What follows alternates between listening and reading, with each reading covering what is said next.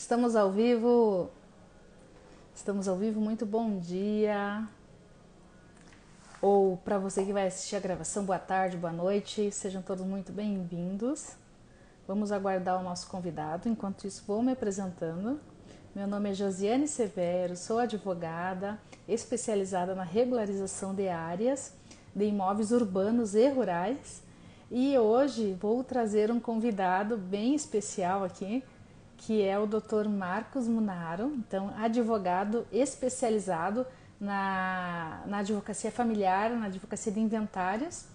Além da advocacia privada, ele exerce aí o cargo de procurador e também professor universitário aí na Faculdade Assis Gurgas, no município de Cascavel, Paraná. Ele já entrou, já vi que ele entrou, então eu vou chamá-lo aqui para nós realmente aí aproveitarmos o tempo, porque ele vai trazer muito conteúdo precioso. Fique aqui que você não vai se arrepender, você vai sair aqui com dicas e insights poderosos aí para você aplicar no seu dia a dia, tá bom? Vamos lá.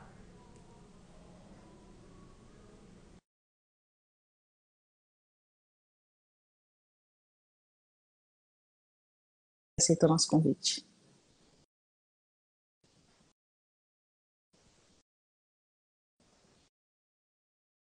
Insights poderosos aí para você aplicar no seu dia. Marcos. Vamos lá. Olá, Josi, tudo bem? Muito bom dia. Bom dia a todos que acompanham a nossa live também. Seja muito bem-vindo, que alegria te receber aqui. Eu que agradeço ao convite que foi feito, tá? Uma grande satisfação estar aqui hoje. Depois de alguns anos, né, doutor? Com certeza, né? Passados alguns anos, a gente fez pós-graduação juntos, né? Então, para o pessoal que nos acompanha, nos últimos dias eu nem consegui aí, fazer stories, né? Que normalmente eu trago spoilers, assim, do nossos convidados. Ó, o Felipe deu bom dia. Muito obrigada pela presença, Felipe. Continue aqui conosco, né? E muita gente vai entrar ainda, porém aí eu quis cumprir o horário porque eu sei que o conteúdo é extenso, né? E que vai faltar tempo, né? Porém, para a gente aproveitar realmente o máximo do tempo aí da live, enfim, né?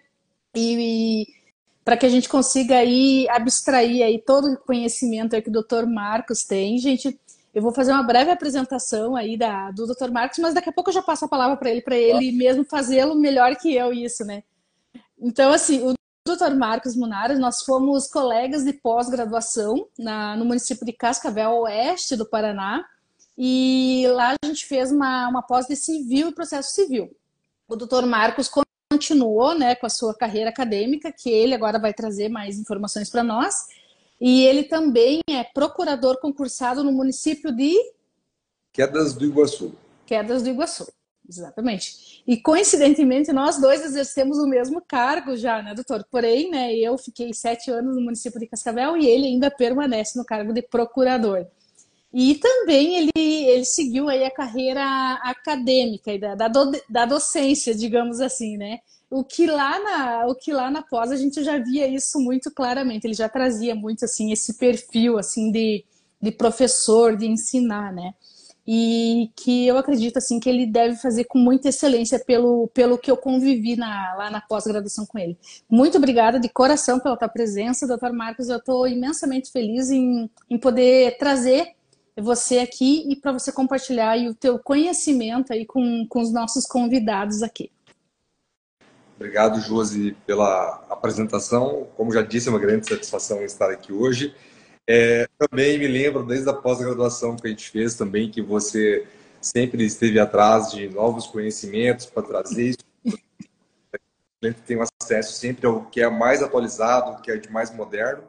E, de fato, né, acho que o direito é isso, né? Tanto para mim, como para você, como para qualquer pessoa, é estar correndo atrás, né, de novas atualizações, de novas mudanças, porque o direito é algo vivo, está sempre mudando. Então, infelizmente, nós não podemos falar que a gente conhece tudo hoje, porque amanhã as coisas já mudaram. Então, a gente está sempre num constante aprendizado, né, dentro do direito.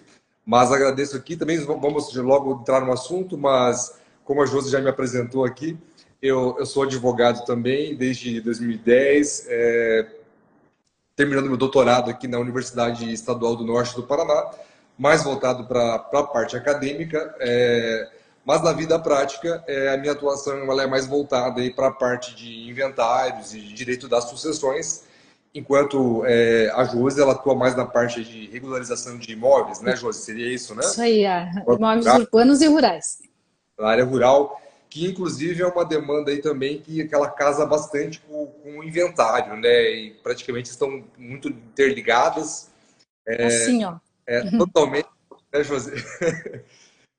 Hoje, grande parte dos imóveis aí estão pendentes de regularização e isso aí acaba atravancando o processo de inventário, porque são pontos que muitas vezes as pessoas falecem e deixam o problema para os herdeiros, né, que vem depois e infelizmente tem que correr atrás para resolver. E até acho engraçado ter algumas frases que eu escuto bastante as pessoas falando, né? Herança é aquilo que os mortos deixam para que os vivos se matem, né? Quase isso, né? Então, para evitar que se matem, vamos pensar no nosso herdeiro aí hoje, né? Para a gente tentar deixar o mais redondo possível, o mais regularizado possível, sem ter complicações nos imóveis, nas áreas. Quando ninguém é eterno, né? Então a gente tem que pensar nesse sentido. Se algum dia alguém não estar mais aqui, para que os nossos entes queridos tenham, né? Que, inclusive quem tem família, quem tem filhos, aposto que vocês querem deixar, né, as coisas resolvidas, né, para os seus familiares. Então a gente tem que pensar nesses pontos também, né? Não deixar o abacaxi para o futuro. Não concorda? Isso aí, doutor. Exatamente, exatamente. Doutor, e agora você trazendo esse ponto, assim, e assim, eu vou te trazer pontuações que, assim, eu escuto, assim, aqui na nossa mesa de trabalho. Que é algo que você trouxe, assim, ó, que o que acontece? As pessoas, o primeiro ponto que ela tem que se conscientizar, as pessoas, tanto, né, quem vai deixar algum patrimônio, quanto para quem vai herdar, é que a morte é um fato. Ela vai, em algum momento da vida, ela vai acontecer, né?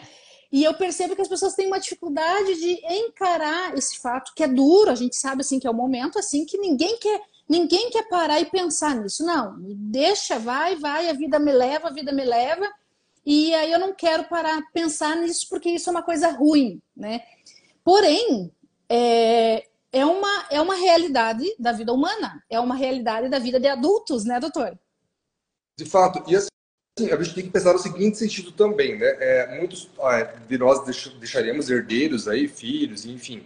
E muitas vezes os próprios pais têm que ter consciência também de que se eles deixarem as coisas encaminhadas, regularizadas agora, isso vai evitar conflitos entre os seus familiares no futuro, porque se tudo estiver certo, não vai ter problema. Agora, muitas vezes eu atuo bastante em inventários, às vezes essa falta de regularização hoje, né, essa ideia de postergar ou de não querer aceitar isso hoje, gera conflitos entre os seus familiares no futuro, né? Então, eu acho que é algo que ninguém quer. Então, assim, ninguém quer ver a família brigada, né, por um problema patrimonial. Então, eu acho que esse é a ideia principal. Então, a gente trabalhar para evitar esses conflitos futuros.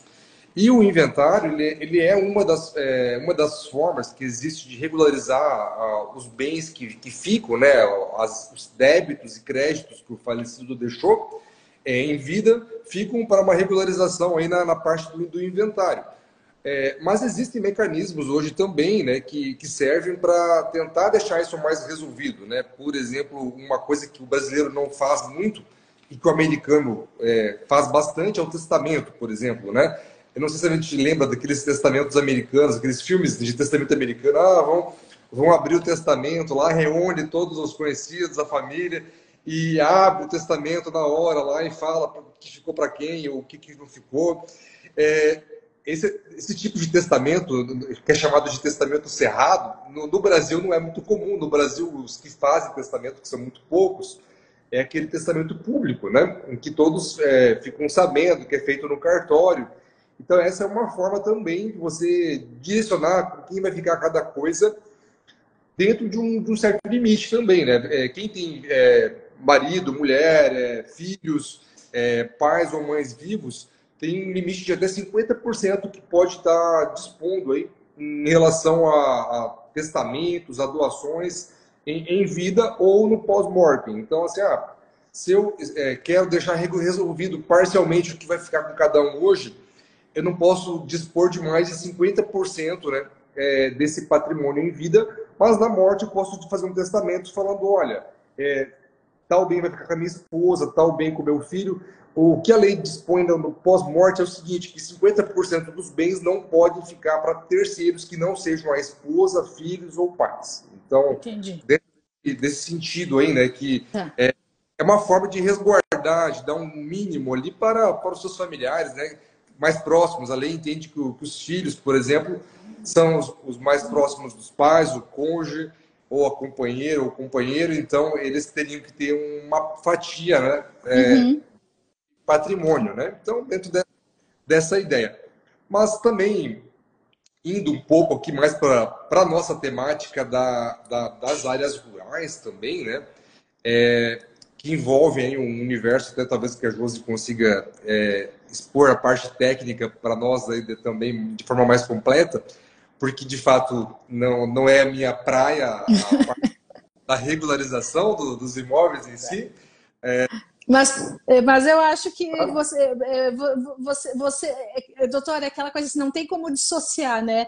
É aquela coisa, só muda o imóvel, né? Só muda os bens, né? Um tá no campo e outro tá na cidade. Mas, enfim, eu deixo para você. Doutor, antes de você seguir, deixa eu só fazer uma chamada para o pessoal que está nos assistindo para que o Instagram entenda que a nossa live é relevante e entregue para mais pessoas, né? Então, a gente tem que dar uma instigada no algoritmo. Então, eu vou convidar você aí para interagir conosco aqui na live e também tem uma seta, um aviãozinho aqui do lado, no cantinho de baixo, que você pode enviar essa live para outras pessoas que você entenda que esse tema é relevante para ela e que esse tema aqui vai ajudar ela também, tá? Então, te convido nesse momento agora para você compartilhar essa live com mais pessoas, para que né, nós ajudemos mais pessoas a esclarecer esse tema tão instigante que é a parte de inventários, principalmente hoje na parte de áreas rurais, mas também aí com insights poderosos para você aplicar em outros, né, em outros bens também, para outros bens também, tá bom? Doutor, só essa, desculpa te fazer você pausar aí, mas te devolvo aí a palavra para você seguir. Não, obrigado, Josi. Mas, então, voltando ali para a questão da área rural em si, eu vejo bastante na parte do inventário, que quando a família chega aqui para a gente fazer um inventário da pessoa que faleceu, tinha os sítios, tinha a fazenda ali, tinha a terrinha na área rural, a chacrinha. Daí a hora que a gente quer dividir aqui, já fizeram o plano de divisão, como é que vai ficar cada pedaço para cada herdeiro e tal. Da hora que a gente chega para ver, o imóvel, por exemplo, não tem matrícula.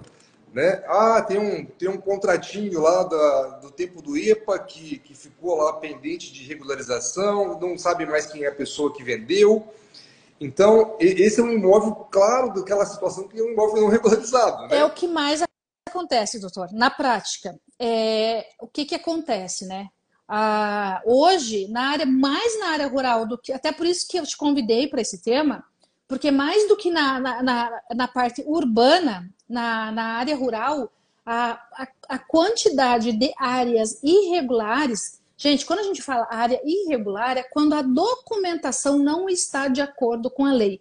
É gigante, é gigante. Então, hoje, o que a gente vê assim, comumente? A pessoa tem um contrato particular de compra e venda e na cabeça dela, ela acha que aquele ali é o documento hábil que habilita a propriedade para ela, né?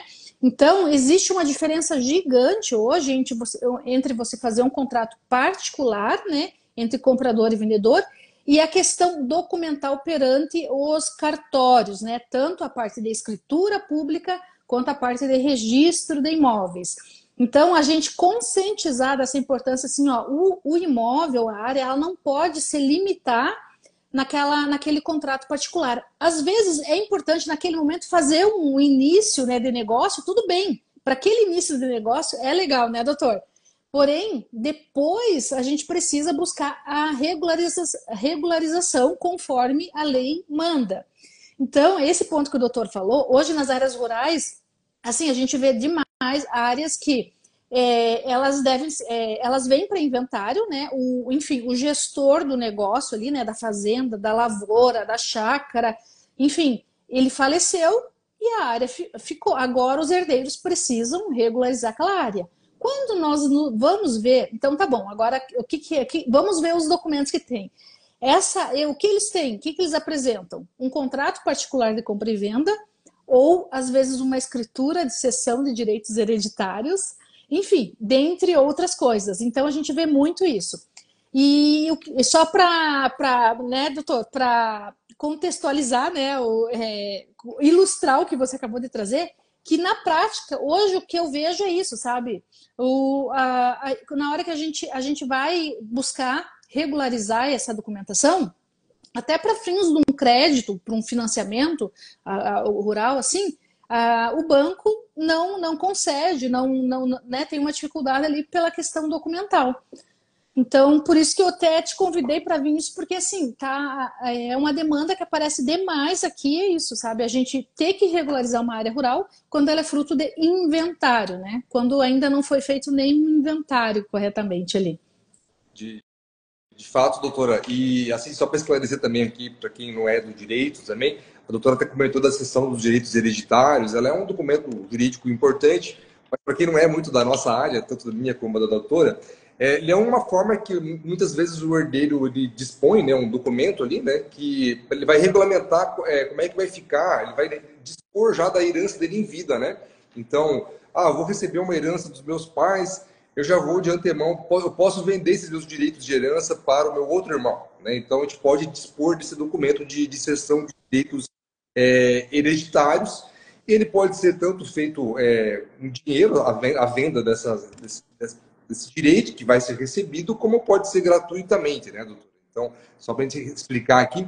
Mas, de fato, como a doutora Josiane explicou ali, essa questão da regularização é uma coisa importante, porque muitas vezes que me procura, que eu vejo que só vem com um contrato, como eu falei antes, é um contrato de gaveta, né, que não tem validade perante terceiros. Então, assim, não é que esse contrato, as pessoas me perguntam, mas esse contrato não vale de nada? Ele vale, mas ele vale entre você e a pessoa que elaborou aquele documento, né? Então, assim, perante um terceiro que não conhece, né, que não faz parte daquela situação lá, não vale, tecnicamente, né? Eu já vou dar um exemplo aqui no sentido assim, às vezes a pessoa compra uma área rural ali que está por meio de um contrato, mas essa área está em nome de outra pessoa, né? Então, essa área ela pode vir a sofrer, às vezes, uma penhora, uma restrição, você vira se incomodar, tendo que brigar com essas pessoas que você comprou a área, ter toda uma indenização, brigar com com a pessoa que está no registro, né, no documento daquela terra, porque quem é o dono da terra para o direito, né? O dono é aquela pessoa que faz a escritura pública e registra ela no cartório de registro de imóveis, né? Então, é aquele documento legalizado, tecnicamente, né? Mas a gente sabe também, né, doutora, que boa parte dos imóveis do Brasil não tem essa documentação aí. Então, é comum também termos muitos imóveis que pertencem, às vezes, ao poder público, né? E que foram invadidos e vão passando ali por contratos, né? Então, uma pessoa faz um contrato, depois faz um outro contrato. Tem certas situações também que, às vezes, só o poder público pode resolver. Trabalho aqui em Quedas, nós temos um grande assentamento aqui rural, né?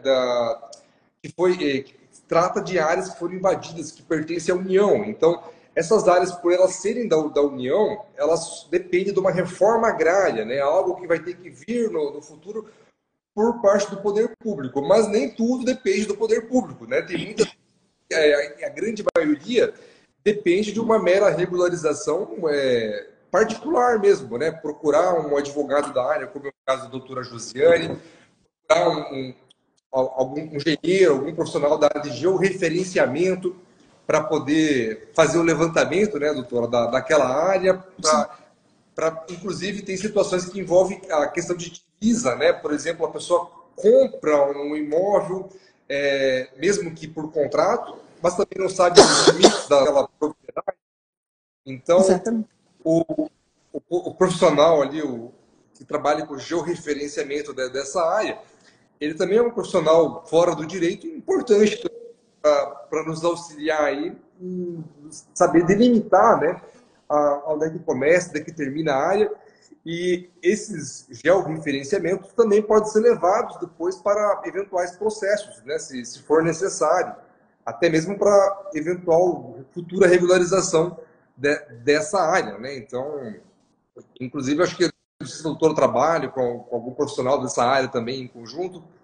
Nós temos parcerias, tem que ter, né, doutor? Então, assim, se às vezes o produtor ele vem até nós, geralmente a maioria deles já tem o seu profissional da sua confiança, mas quando eles ainda não têm, ou tem algum laudo específico, enfim, ou algo que eu consigo resolver aqui, a gente tem parceiro, sim, Saudações de Fortaleza ali, o Américo. Bem-vindo, Américo. Seja muito bem-vindo à nossa live. Doutor, Sim. deixa eu te fazer uma pergunta aqui em relação a inventário quando envolve áreas rurais, tá? Então, assim, eu vivo muito na prática isso. O que acontece? Geralmente acontece assim, tem uma família que tem um filho, às vezes, que é ele que cuida mais daquela área rural, e tem outros que não são apegados, que vão fazer outras coisas da vida e não se envolvem com aquilo ali, tá? Eles não se envolvem com aquilo ali. O que eu percebo? Que aquele filho que se envolve, que trabalha, enfim, que atua na cabeça, às vezes na cabeça dele, ou às vezes até na cabeça dos familiares ali, esse filho, né, inicialmente ele pensa que ele tem mais direito em relação ao patrimônio do que os outros filhos que às vezes não colocam a mão na massa. Por exemplo, uma família que tem 4 filhos, tá? Apenas um trabalha na terra, continua trabalhando, enfim, né? Exercendo ali as atividades na área, e os outros, cada um tomou seu rumo. No momento do inventário, que vem com o evento morte, né? Então não existe herança de pessoa viva. Morreu ali, né? Os gestores, né? Por exemplo, às vezes o pai, a mãe, né? E agora tem que dividir esse patrimônio, essa área rural. São 4 irmãos. E um só que trabalhava, que cuidava, e os outros, cada um tomou seu rumo. Esse filho que ficou na área, ele tem mais direito que os outros que não trabalhavam? Doutora, uma ótima pergunta. As pessoas têm no imaginário popular a ideia de que aquela pessoa que cuidou dos pais, né, ou que ficou na propriedade rural, cuidando dos pais, ou na cidade, que seja, anos cuidando dos pais, enquanto os demais irmãos não ajudavam, não auxiliavam, nada davam de valores, não visitavam os pais, ou visitavam muito raramente. O filho que cuidou, ou que está sobre a gestão, auxiliando os pais, teria mais direito do que outros. Mas perante a lei, infelizmente, há uma igualdade entre todos os filhos, né? Então, assim, todos têm o mesmo direito, independente se um cuidou mais ou não cuidou do pai. Então, aquele que nunca viu o pai, aquele que cuidava todos os dias, que prestava o auxílio, infelizmente, eles vão ter o mesmo direito na divisão patrimonial. Mas que injusto isso, né, doutora? Como que a gente faz para tentar resolver um pouco amenizar um pouco essa injustiça, né, que assola aí nessas situações? Nós temos vários instrumentos, né, que poderiam tentar resolver essa questão. Vamos lá. O primeiro deles é os pais que estão sendo cuidados por esse filho, que está dando maior tempo da sua vida, maior dedicação, maior custo para ele, digamos, né? Não só o tempo, inclusive, é o nosso instrumento mais valioso, né? Então, que dedicou tempo, cuidados, ali às vezes abdicou da sua família para cuidar dos seus pais, enquanto os demais não fizeram isso.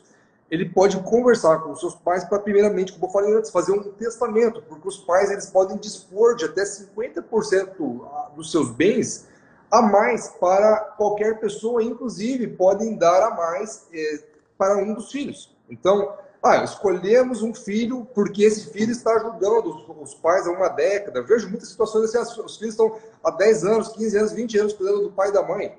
Então, nada mais justo que esse filho ganhe mais do que os outros.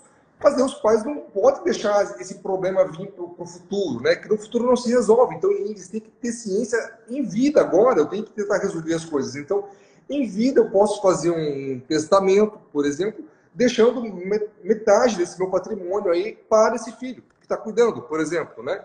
Outra situação, os demais filhos, eles podem também fazer a cessão de direitos hereditários, que a doutora falou ali antes, né? Em favor desse filho que está cuidando, desse irmão que está cuidando dos pais, né? Tem a renúncia também, a tipo de renúncia de herança também pode ser feita pelos demais irmãos em favor daquele que está cuidando. Mas tudo isso aí é bom que seja feito em vida, enquanto os pais estão vivos. Não deixar o problema para depois, né, que ocorre o falecimento. Porque depois que ocorre o falecimento, gente, infelizmente, todo mundo quer pegar o dinheiro. Então, essa é a ideia que fica, né? Exatamente. Depois, no caso, sem regra, os pais não tomaram essa prevenção e aí vem o evento morte, então você divide. Nesse caso, não foi feito nada em vida.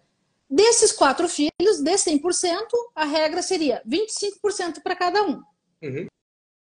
Correto, 25% para cada um. Agora, se o pai optar, né? Eu tenho, vamos supor, de 1 milhão, cada um vai ganhar 250 mil. Os pais em vida podem falar, não, mas a gente vai doar 50% dessa nossa parte disponível, então 500 mil reais para o filho A. Daí vai dividir os outros R$ 1.000 em 4 partes novamente. Então, entendi. né? Tá. Então, sempre tem que pegar o patrimônio total, por exemplo, vamos dar um exemplo aqui de 1 milhão, né? Do patrimônio total, 50% pode ser doado apenas, ou testado, né? Feito o testamento apenas para um dos filhos. A outra metade vai dividir normalmente entre os herdeiros, entre os 4 filhos do nosso exemplo. 4 novamente. Então, não é porque ele recebeu esses 50% que esses outros 50% ele não teve direito. Ele continua com direito igual. Exatamente. Ele continua com direito igual, né? Sem qualquer... sem afetar, né, a sua parte, né? Então, essas são as situações aí. Outra situação que eu vejo bastante também, doutora, na questão da parte rural ali, é que às vezes a pessoa falece também e deixou um problema ali na área, né? No sentido assim, às vezes a área ela foi invadida, um pedaço da área, ou o vizinho avançou os marcos da propriedade rural aos poucos. Muita essa questão também, às vezes, os marcos vão se apagando da propriedade, e o vizinho vai avançando aos poucos ali o plantio, né? Isso, avança 1 metro hoje, 1 metro amanhã, Sim. E assim vai indo. Também aí nós temos uma ação que é chamada de ação demarcatória de terras. Se você, que é produtor rural, da área rural, tem dúvidas também dos limites da sua propriedade, você pode se valer também, procurar um advogado dessa área, em especial, por exemplo, a doutora Josiane, que trabalha na regularização de terras, e ela vai entrar com uma ação para reanalisar os limites da propriedade, quando há dúvidas, né, se houve uma mudança desses limites. E aquele vizinho que supostamente pode ter invadido a área, vai ser feito um georreferenciamento da propriedade. Se for apurado que houve uma invasão, a área é reintegrada, né? Então, isso aí pode ser feito tanto em vida pelas pessoas, ou também depois que se alguém chegar a falecer e for proprietário dessa terra, os herdeiros podem também fazer essa regularização em relação aos limites da propriedade, né? É uma situação também riqueira, e às vezes o herdeiro nem sabe que houve uma invasão pelo vizinho. Já vi situações que, às vezes, décadas depois, foram apurar isso aí, né? Então tem que cuidar também com os prazos, né, para ingressar, porque depois que ocorre o primeiro avanço ali, né, temos que cuidar com os prazos relacionados ao uso capião da área, né? Porque também, quem demora muito, o direito não socorre aqueles que dormem. Sim. Então, quem demora demais para ir atrás do seu direito, também às vezes pode perder esse direito. Nós temos várias formas de uso capião, que é quando alguém vai lá e invade a propriedade, no sentido de seja você sabendo ou não, né? Nesse meu exemplo, invadiu o marco da propriedade. Se a pessoa invadiu o marco e ficou 30 anos em cima daquela terra lá sem você perceber, infelizmente você perdeu, né? Nós temos várias modalidades de uso capião. Em especial, tem algumas modalidades que a partir de 15 anos, se em 15 anos você não percebeu essa invasão da área rural, você já pode, a pessoa que invadiu já pode estar pegando para ela, né? Então, sempre é importante também o produtor rural, quem tem a área rural, está verificando os seus limites, doutora, verificando os limites, analisando os limites e, na dúvida, também contratando um profissional e competente para estar ingressando com uma demanda judicial para fazer uma análise disso, como eu passei antes também. Zelando pela área, né, doutor? Zelando pela área ali. Sem dúvidas, zelando para evitar aí, né, que ocorra uma perda, né, no patrimônio. Porque, assim, infelizmente, essa situação parece coisa que não acontece, mas na realidade acontece de forma bastante sutil ainda, muito aos pouquinhos. Né? Sim, então, sim. Para Ei, doutor, evitar... deixa eu te fazer Claro. uma pergunta aqui, enfim, né? Como não é minha área tanto de inventário, e aí surge algumas coisas às vezes relacionadas que acaba vindo no combo, digamos assim, né? Mas eu não sou a advogada que faz aí a parte de sucessões. No caso, a pessoa está em casa agora e ela precisa, ela tem um inventário para fazer, porque acontece muito, né? De acontecer o evento morte e os familiares, os herdeiros, não tomarem nenhuma providência, eles ficarem inertes. Porém, eles sabem que precisa fazer alguma coisa. Então, assim, desse momento que eles sabem que tem que fazer alguma coisa, quais que são, assim, os primeiros passos que eles precisam tomar para desamarrar, enfim, né? Tô aqui amarrado com isso, eu preciso tomar os primeiros passos. Quais são ali, né? O que eles precisam iniciar a fazer ali? Para poder iniciar ali um inventário, digamos. Um inventário, isso. Isso, ó, o primeiro passo, né, é saber quais foram os bens que a pessoa deixou, né? Então, como é que a gente faz esse primeiro passo? A pessoa tinha imóveis em Cascavel. Vou procurar todos os cartórios de registro de imóveis, isso eles estavam matrícula autorizada, né? Eu posso fazer isso aí presencialmente ou até mesmo online hoje em dia. Temos os sistemas de cartório online aí, na qual você seleciona a sua comarca ali, da onde você quer obter, você coloca os dados, o CPF do falecido, vai ser feita uma busca de todos os imóveis que tem na cidade. Pode procurar o Detran do seu estado para saber também os veículos que tinha. A questão de bancos e outras informações no sentido de, tinha dinheiro na conta, mas você não sabe quanto que era, aí já vai ser necessário a gente definir um dos herdeiros como inventariante. O que é esse inventariante? O inventariante é aquele herdeiro, pode dizer, a pessoa faleceu e deixou 4 filhos. Um dos filhos vai ter que tomar a frente, né? Vai ter que fazer ali as funções de gestão para correr atrás disso, para fazer esse levantamento, para ter acesso a essas informações. E tem algumas informações que são sigilosas. Por exemplo, a exemplo dos dados de imposto de renda, dados bancários, quanto que a pessoa deixou na conta, valores de aplicação.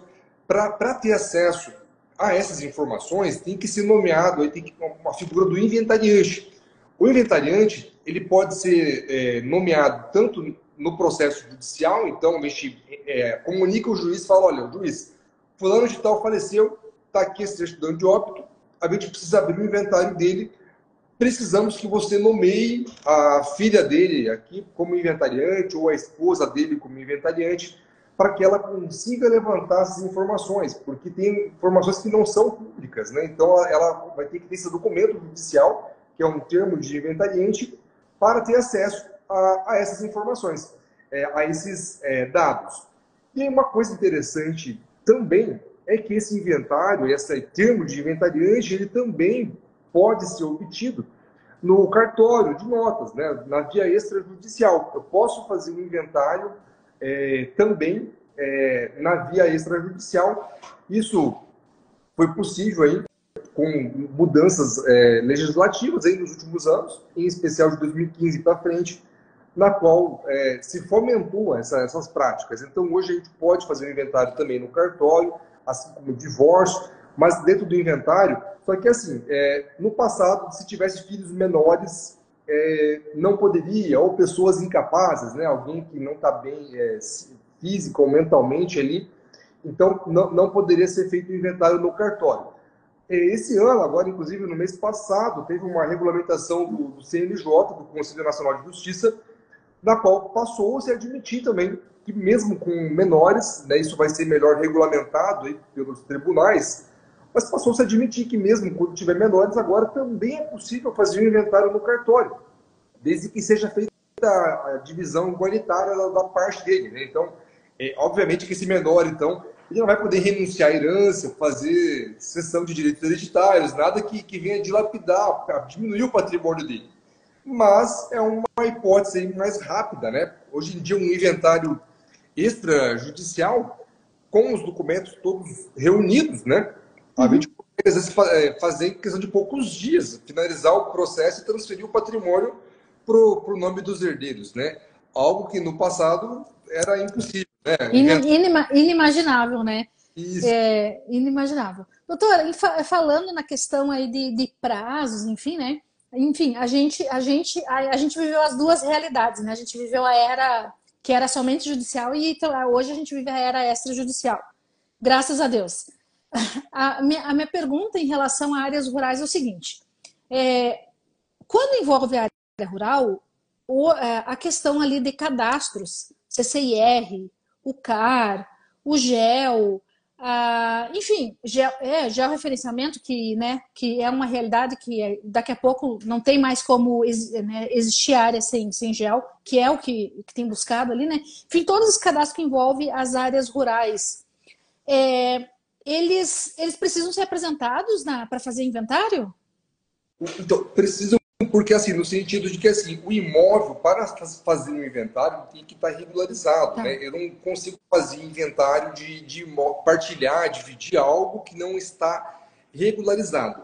Embora a jurisprudência tenha mudado no sentido assim, de admitir em certas situações que é impossível fazer uma regularização, eu dividir os direitos possessórios desse imóvel. Por exemplo, tem situações raras na qual eu não consigo fazer a regularização. Como, por exemplo, como eu passei antes, o imóvel é do poder público, ele foi invadido e você foi lá e comprou por meio de contrato de gaveta, né, o direito de posse desse imóvel, porque o imóvel que é público ele não pode ser vendido, né? Então, essa situação é impossível de regularização. Então, a não ser que o poder público faça a desapropriação da área e regularize isso. Então, essas situações, excepcionalmente, se admite o inventário dos direitos possessórios, do direito de posse sobre a área. Mas, em regra, isso é uma exceção. A regra é que o imóvel tem que estar regularizado com os cadastros. Então, tem que estar com o certificado de cadastro de imóvel rural, que é o CCIR, tem que estar com o cadastro ambiental rural regularizado também, que é o CAR. Então, para a gente falar em regularização, esses são os passos iniciais, né? Esses cadastros, eles são o pontapé inicial para eu poder falar em deixar o imóvel regularizado, né? Senão a gente não vai nem conseguir avançar para as etapas futuras, né? Que é fazer ali a elaboração da regularização do imóvel, para que ele passe a ter uma futura matrícula. Por exemplo, para o imóvel ter uma matrícula futura regularizada, ele tem que ter todos esses cadastros feitos, né, prontos, adequados junto ao poder público. Inclusive, também tem que ter o georreferenciamento também, a partir de agora também ficou obrigatório. Então, coisa que no passado daria para passar batido, hoje não passa mais. Então, essas regularizações têm que ser feitas previamente, né? Então, por isso da necessidade também de ter um profissional que faça essa regularização, porque a gente não tem como, isso aí trava o processo de inventário depois, se não ter esses pontos regularizados, em especial como é que a gente vai fazer um inventário de uma área rural, de um sítio, de uma fazenda que não está resolvida, tem um contrato de gaveta, né? Então, a etapa preliminar, a primeira etapa é fazer a regularização do imóvel. Depois que for feita essa regularização, a gente parte para o inventário, porque senão isso aí vai suspender o inventário, vai travar o inventário e a gente não vai conseguir avançar com o inventário. O juiz do inventário, se for na via judicial, ele vai falar, olha, primeiro você tem que regularizar isso aqui. E se for na via extra, no cartório, o cartório não vai nem poder iniciar o processo de inventário, porque bens que não estão regularizados, né? Muitas vezes também eu vejo questões de imóveis que são construídos na área rural esses imóveis também não são averbados, né, na matrícula do imóvel. E isso também gera um problema no futuro depois também, porque quando vai ser feito o inventário, a gente faz uma avaliação da área, né?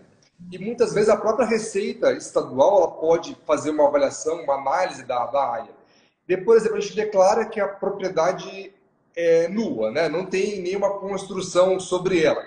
Daí vai lá o fiscal lá fazer a análise, o fiscal da Receita para tributar e analisa que tem um imóvel construído, que tem benfeitorias, que tem um galpão, que Casa de tem máquinas. casas de máquinas, que tem o chiqueiro, que tem um monte de coisa que não aparece no papel, né? Isso aí gera um obstáculo, né? Até na questão do imposto, trava a regularização ali também, porque essas construções, elas também precisam estar averbadas, né, junto à matrícula do imóvel. E para fazer essa averbação, a gente tem que, de imóveis que já foram feitos, né, que já estão prontos, tem que fazer a regularização. Então, muitas vezes tem que ir atrás de um engenheiro para emitir um laudo, um arquiteto, fazer a análise da metragem, né, da construção, fazer a regularização junto aos órgãos públicos, às vezes junto ao município, onde está localizado esse imóvel, né? Tem situações que pode exigir um habite na questão de moradia. Tem áreas rurais também muito próximas a áreas urbanas, né? Que também hoje já são equiparadas quase a áreas urbanas também pelo plano diretor, que é uma lei municipal que analisando essas questões, por exemplo, hoje aqui na minha cidade, eu vejo muito em várias cidades aqui da região, áreas rurais que se tornaram urbanizáveis, foram urbanizadas e acabaram virando bairros, né, do próprio município. Então, essas áreas também têm que ser regularizadas, às vezes, junto às matrículas, né? Então, tem situações que, às vezes, o imóvel está lá, na prática, mas ele não está no papel, né? Então, Ele está tem que ter... no papel, ele está como rural, quando na prática ele já é urbano. Entendi. Correto.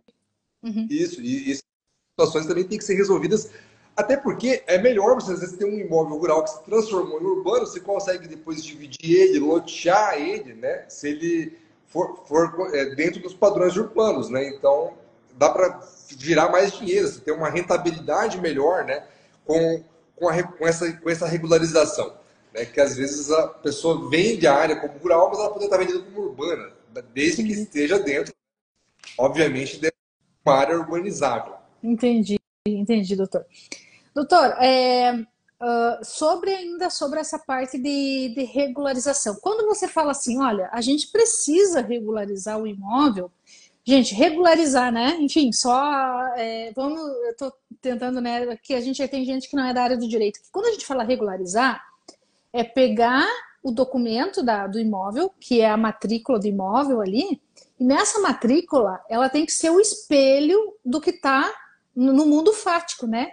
Então, assim, se existe uma área ali de 1 hectare, né, com as tais e tais confrontações, com as tais e tais benfeitorias, tem que refletir essa realidade aqui nesse papel. Então, assim, quando a gente olha no papel e a gente está descrito ali exatamente o que a gente está vendo, esse imóvel a gente fala que ele está regularizado, né, doutor? Enfim, só esmiuçando para que às vezes que a pessoa que está lá, mas o que é regularizar? O que é regularizar? Enfim, regularizar é isso.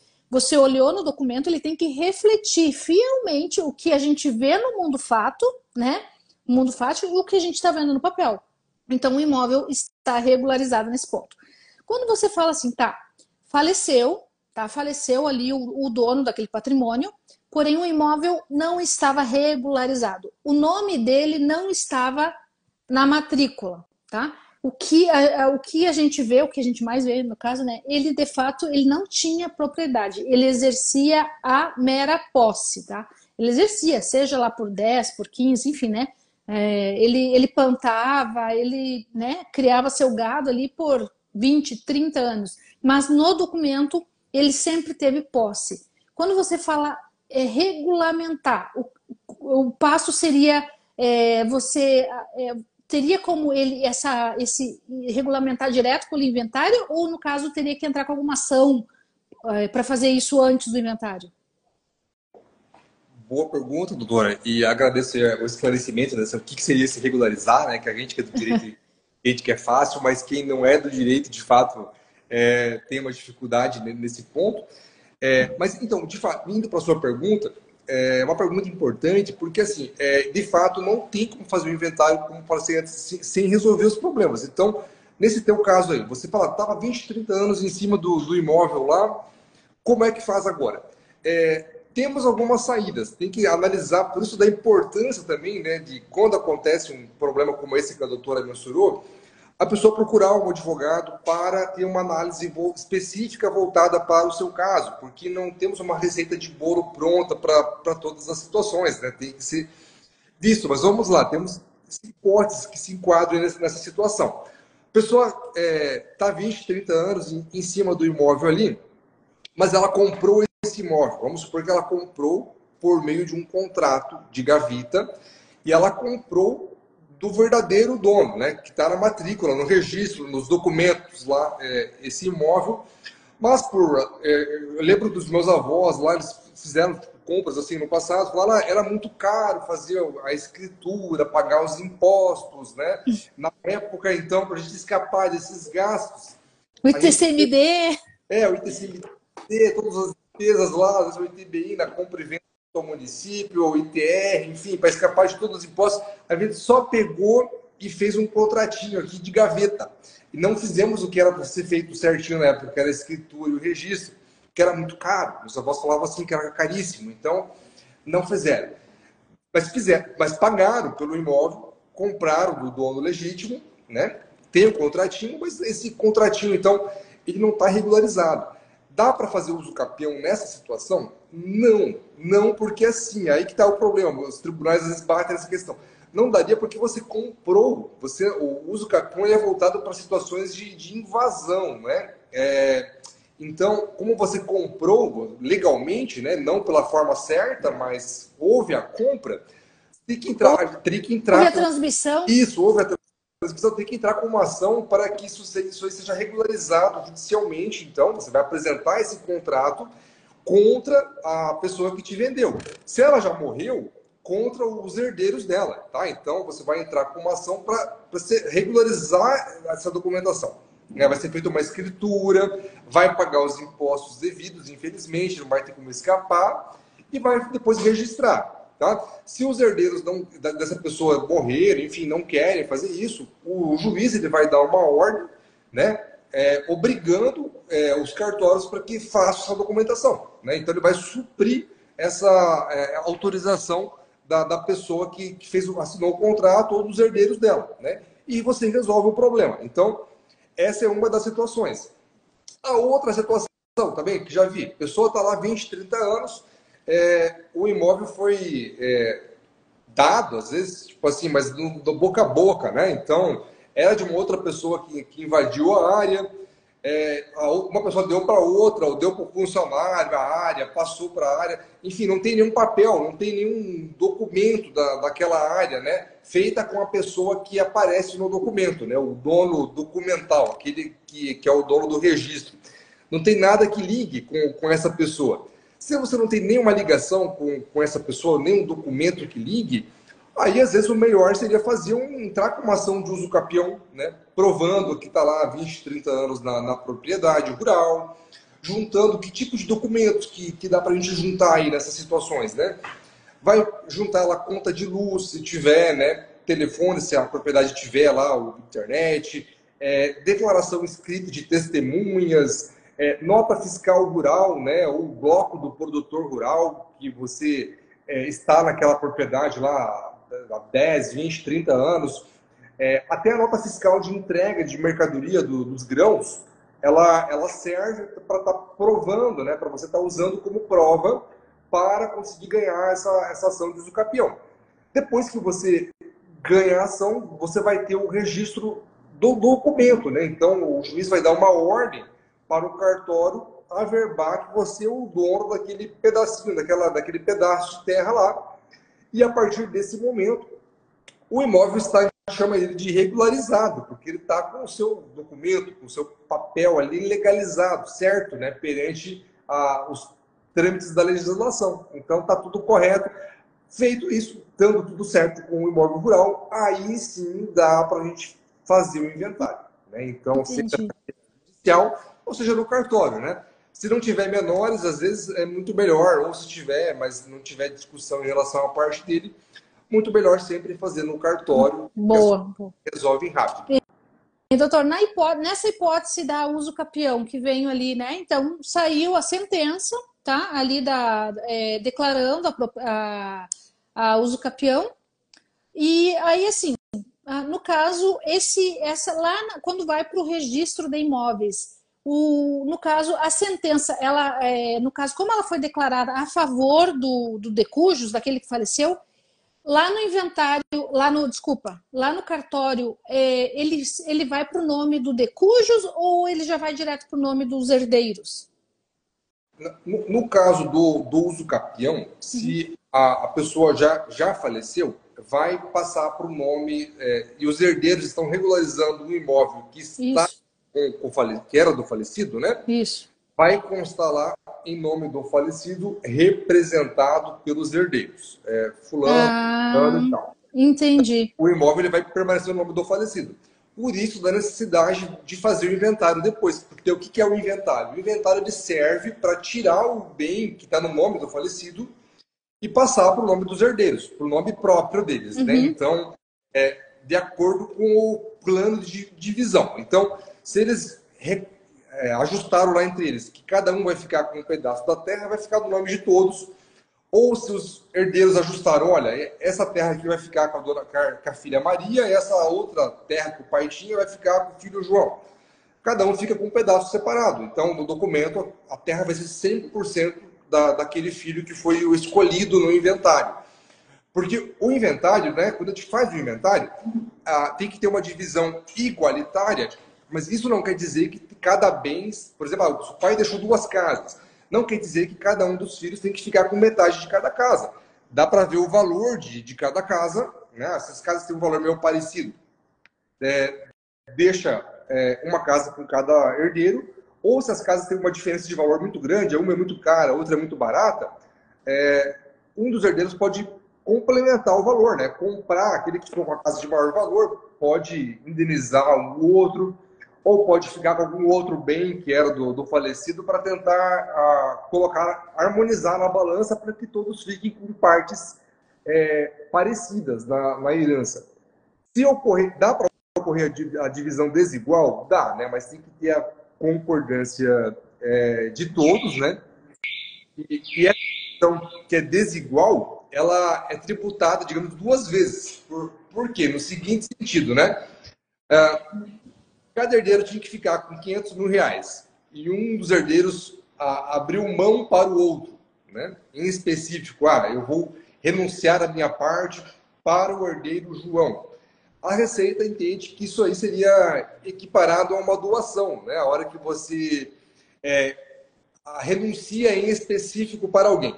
Então, quando você renuncia em específico para alguém, além de pagar o ITCMD do inventário, que hoje no Paraná é de 4% do valor dos imóveis, do patrimônio, né, atualizado, além de pagar esse imposto, paga-se mais 4% sobre essa parte que o herdeiro está doando para o outro. Então, o valor total da herança é 1 milhão, mas o herdeiro está abrindo mão de 500 mil para passar para o seu irmão. Então, vai pagar 4% sobre 1 milhão e mais 4% sobre os 500 mil. Entendi. Quando é uma renúncia específica. Agora, existe uma outra forma que a gente chama de renúncia abdicativa. Quando é uma renúncia abdicativa, daí você não paga. O que é essa renúncia abdicativa? É quando o herdeiro ele renuncia, mas não especificamente para o herdeiro, para o irmão A, ou para o irmão B, ou para o irmão C. O herdeiro renuncia a toda a sua herança, ponto final. Ele não fala para quem que vai aquela herança. Ele faz simplesmente uma renúncia, que a gente chama pro monte mor, seria uma renúncia, sem falar para quem. Então, eu só não quero a minha parte. Aí vocês se dividam aí entre vocês. Isso mesmo, basicamente, vai dividir com os herdeiros que querem a herança. ao fazer isso, então, a não falar para quem que vai, nessa situação você não precisa pagar imposto daí sobre essa parte que você está renunciando, então, sem falar para quem, né? Entendi. Isso, prevalece isso. Tem algumas discussões aí, tributárias no sentido assim, se eram só dois filhos, como herdeiros, né? E um fez essa renúncia, aí é óbvio que ia para o outro, né? A Receita quer discute isso aí judicialmente, Uhum. mas prevalece Sim. que não, que está salvo do Doutor, pagamento. mas tem argumento aí para o doutor Marcos entrar e brigar no inventário, né, doutor? Com certeza, né, Júlio? Tem muita. Tem, tem argumento. O doutor tem a carta na manga ali, caso o cliente precise, né, doutor? Rafael, obrigado pelo comentário aí, falando que é incrível, né? Não sou incrível, não, né? A gente tenta se esforçar aí dia a dia, né? Mas agradeço o elogio, tá bom? Obrigado. Doutor Marcos é realmente, ele é muito didático. A didática dele é excelente. Obrigado. Doutor, olha só, já está indo para 1 hora de live. Sim. E assim, a gente vai ter que encerrar, porque, enfim, o pessoal aí parou na hora do almoço para nos assistir, tem que voltar para suas atividades, daí eu também tenho que liberar você aí para você cumprir a tua agenda. Porém, tem um ponto. A gente vai ter que fazer mais live, doutor. Ó, já fica aqui o meu convite ao vivo, tá? Publicamente, para você vir outras vezes aqui, porque assim, tem muito assunto. Muito assunto. Doutor, assim, mas para quem está em casa, tá? E assim, a pessoa ela tem os bens lá, tá? Faleceu, tá? O dono do patrimônio, e ela é herdeira. E ela precisa, às vezes, fazer dinheiro daquilo ali, porque ela precisa do dinheiro, ela precisa passar aquilo para frente. Aliás, ela não está se importando, às vezes ela precisa mesmo do dinheiro. Aquela área rural ali, ó, eu não vou trabalhar nisso, eu preciso mesmo fazer dinheiro porque eu tenho outros planos na minha vida. Hoje, qual que é, a gente já mencionou aqui, mas só para deixar assim esclarecido para quem está nos assistindo, qual que é o instrumento mais seguro para que tanto o comprador quanto o vendedor fiquem mais resguardados pela lei? Olha, eu entendo hoje que a primeira etapa, claro, seria a cessão de direitos hereditários que a gente falou ali antes, seria um dos instrumentos mais recomendados para essa questão. Mas tem que ter certas cautelas, né, doutora? Porque a primeira delas é você apurar, pegar uma matrícula atualizada desse imóvel para ver se está no nome do falecido. Ok. A segunda etapa é você ter provas de que aquela pessoa que você está fazendo a cessão, de fato, é herdeira, né, do falecido, e tentar descobrir quantos herdeiros que aquele falecido deixou, para você saber se a parte que você está comprando, por meio de cessão de direitos hereditários, é de fato a parte que a pessoa vai ter direito na futura herança, né? Então, para não ser comprar algo a mais, sendo que depois, achando que a pessoa tinha 1 milhão e na verdade a pessoa tinha 200 mil. Uma hipótese, né? Isso. E assim também, e esse é um dos motivos, mas tem que cuidar também, envolve uma série de riscos. Aí. Parece simples, mas não. Por isso que tem que procurar alguém da área, um advogado para orientar quando isso acontecer. Porque assim, a gente não pode analisar também friamente, só falar, é a cessão e ponto. Porque tem situações na qual, olha que interessante, a pessoa pode falecer, pode deixar um patrimônio de R$1 milhão, mas ela faleceu, deixou esse patrimônio de R$1 milhão em tese e deixou 2 filhos. Na teoria, cada filho teria R$500 mil, né? Você vai lá e faz a cessão de direitos hereditários, compra por meio desse documento aí, né, os direitos de um dos filhos. Mas o problema é que às vezes o falecido morreu e deixou uma dívida de 2 milhões. Então, os herdeiros, eles não têm patrimônio nenhum para herdar. Então, às vezes você vai lá e comprou, você comprou do herdeiro os direitos que ele iria receber, mas ele não tinha direito nenhum para receber, porque a pessoa que morreu deixou mais dívida do que patrimônio. Então, às vezes você vai lá e compra algo e vai dançar, infelizmente você não vai receber. Então, por isso que não dá para te falar assim, é uma receita de bolo, faz a sessão para estar resguardado. Não, às vezes você faz a sessão, não vai atrás para saber se o falecido tinha dívidas, né, débitos. Às vezes esses débitos superarem muito patrimônio, você não vai ter acesso a esse patrimônio. Ah, mas eu comprei.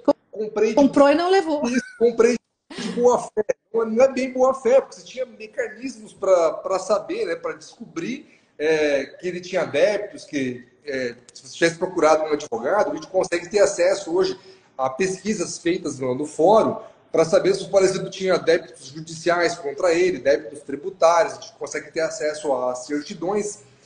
Por isso que, às vezes, o barato sai caro no sentido assim, a pessoa quer economizar e não ir atrás de um profissional do direito para fazer esse levantamento, às vezes gasta um valor ínfimo perto do valor do prejuízo que você vai ter no futuro fazendo um documento errado, né? Então, sempre é bom para procurar o profissional certo. Profissional. Isso. E aqui já, né? Hoje nós já estamos aqui em live com, né, o doutor Marcos, aí, profissional. Com quantos anos de experiência, doutor? Olha, desde 2010, né? Então estamos aí hoje aí há 14 anos já aí, né? Atuando. Sendo que antes de 2010 você já atuava, né? Ali já né? Já só não tinha OAB, mas você já atuava, né? É isso também. Tem a parte de prática, né? A parte de prática ali. Eu tô pegando só da parte de formato para frente, Sim. mas de fato o tempo é muito maior. Por isso eu me lembro que você sempre foi aquele acadêmico assim que sempre foi atrás de vivenciar a prática, né? Você não ficava só na teoria. De fato. Não sou eu como a doutora também, né? Acho que nós dois estamos num combo excelente aqui também do assunto. Nós dois. A gente era daqueles acadêmicos. Eu não sei se hoje em dia como que tá, mas a gente era do acadêmico raiz, assim, né? A gente fazia estágio, né? A gente ia aquela meio que escraviário e pagava para trabalhar, mas botava a mão na prática, né, doutor? Exatamente. Mas isso hoje, né, vem os frutos, né? Hoje nosso conhecimento que a gente obteve graças a isso, né? Ficou aqui, né? O nosso diferencial aqui, tanto o meu como o seu, doutor. Ah, que maravilha, que alegria, doutor. Eu agradeço. Doutor, olha, eu tinha muitas perguntas para fazer e eu, assim, eu aposto que quem está nos assistindo também, quem vai assistir a gravação depois, vai surgir muitas dúvidas. E aí eu quero, assim, deixar meu convite. Olha só, o Felipe falou, parabéns, Josmarcos. Obrigada, Felipe, obrigada pela tua presença. E assim, eu quero já deixar aqui o convite para que em outras oportunidades, assim, ó, a gente vá trazendo mais conteúdos, porque não tem como nós dissociarmos hoje a parte de direito imobiliário, né, que envolve, né, a parte de contratual, regularização de imóveis, de família e inventário, né? Eles andam assim intimamente juntos. E assim, e um soma com o outro, né? E nem o profissional domina 100% de tudo, é uma soma de conhecimentos, e hoje eu aprendi muito contigo aqui, eu quero te agradecer mesmo, porque e tenho muito a aprender ainda, tá bom? Quero deixar o meu convite aqui, obrigada pelo tempo que tu disponibilizou para atender aí a nossa audiência aí e trazer esse conhecimento rico aqui para nós, doutor. Imagina, eu que agradeço, fico sempre à disposição, foi uma grande satisfação estar aqui, doutora, nessa live hoje com a senhora aqui. Motivo de grande orgulho, meu colega aí do passado, aí na sempre, na verdade, o direito de sempre estar aprendendo, né? Tanto eu como você, eu acho que é uma construção, né? Mas fico muito feliz de estar aqui hoje, na manhã de hoje. Aqui, né?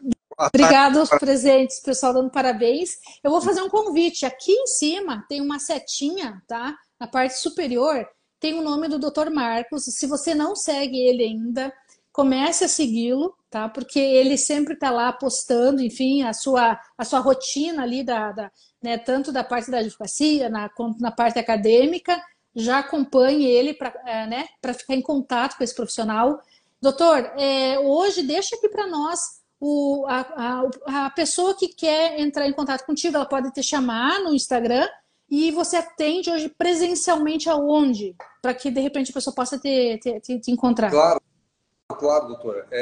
Eu atendo presencialmente hoje na cidade de Cascavel, no Paraná, e na cidade de Quedas do Iguaçu, que é onde temos a unidade do escritório.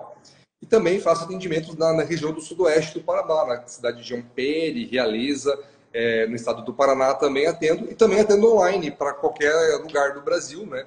Então, quem tiver interesse pode estar entrando no meu Instagram, tem os links de acesso lá, tanto via WhatsApp do escritório, como pode mandar uma mensagem para mim diretamente, que nós marcamos o atendimento. E também quero pedir aqui aos meus seguidores que também estão acompanhando a live para que sigam a doutora Josiane, referência na questão de regularização de imóveis, em especial na área rural, né? Então, quem tiver esse tipo de demanda, por favor, procure, está sempre recomendadíssima, hein? Tá? Inclusive, acho que a doutora também atende em qualquer lugar do Brasil, né, doutora? Hoje, graças a Deus, a internet nos possibilita isso, né, doutor? E eu resisti muito tempo, achando que não seria possível. Aí, ouvindo, às vezes, alguma opinião, não, porque produtor rural não contrata advogado pela internet, não faz serviço pela internet. E, graças a Deus, o produtor rural hoje, cada vez mais, ele está ficando, sabe, muito atualizado, muito tecnológico. Eu trabalho, assim, com pessoas, a gente atua muito com pessoa madura também, sabe? Geralmente, produtor é uma pessoa assim. E ele tá deixando, ele não é mais aquela pessoa analógica, não, gente. Hoje o produtor rural ele tá muito envolvido, tá dentro da internet, ele tem redes sociais, a gente faz reunião via vídeo, sim. E não deixe de, às vezes, regularizar, às vezes, de tomar uma providência importante para a tua vida, seja na parte de regularização de imóveis, seja na parte de inventário, seja alguma coisa familiar, porque você tem alguma, né, tem esse receio. Não, hoje a gente tem excelentes profissionais atendendo online, sim. Claro, sempre esteja precavido, mas assim, funciona porque assim, a digitalização está aí, a internet está aí. Hoje é difícil a situação que a gente não consiga resolver via internet, né, doutor? Exatamente, doutora. E quem quiser um atendimento presencial com a doutora atende em quais municípios, em qual região? Hoje eu estou em Guarapuava. O nosso escritório presencial fica num distrito pertinho de Guarapuava, né, que é o Entre Rios, e é uma colônia alemã que tem aqui perto de Guarapuava. Então nós temos o escritório físico aqui, mas eu também atendo em Cascavel, porque eu tenho, né, vínculo, muito vínculo com Cascavel. Inclusive, semana que vem estaremos por aí, depois do feriadão estaremos por aí. E assim, a gente e online também em várias regiões do país, doutor. Excelente, Rosi. Agradeço a Ruth também, que mandou um abraço aqui. Agradeço também aos participantes da nossa live de hoje. Muito obrigada. Obrigado. Uma boa semana para você. Boa semana para todos. Trabalho. Boa semana. Tchau, pessoal. Valeu, obrigada. Obrigado por acompanharem. Até mais. Tchau, tchau.